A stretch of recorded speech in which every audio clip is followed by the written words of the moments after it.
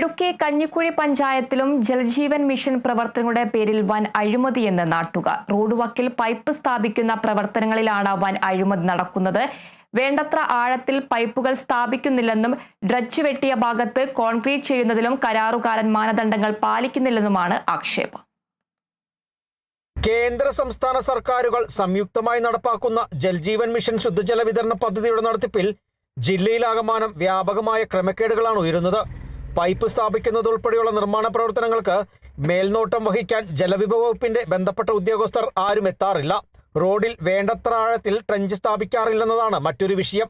1 metre ആഴത്തിൽ പ്രധാന പൈപ്പുകൾ ഇടണമെന്നും റോഡ് മുറിച്ച് സ്ഥാപിക്കുന്ന വിതരണ പൈപ്പുകൾ 2 അടി ആഴത്തിൽ സ്ഥാപിക്കണമെന്നും വ്യവസ്ഥയുണ്ട്. റോഡ് പൊളിച്ച ഭാഗങ്ങൾ 15 സെന്റിമീറ്റർ കനത്തിൽ കോൺക്രീറ്റ് ചെയ്ത് ഉറപ്പുവരുത്തണം.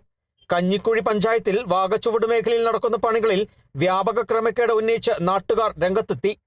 കഞ്ഞിക്കുഴിയിൽ നിന്നും അമ്പലക്കോലേക്കുള്ള റോഡ് വാട്ടർ അതോറിറ്റിയുടെ വെള്ളത്തിന് വേണ്ടി കണക്ഷൻ കൊടുക്കുന്ന കുറച്ച് പൈപ്പുകളാണ് ഇട്ടുകൊണ്ടിരിക്കുന്നത്.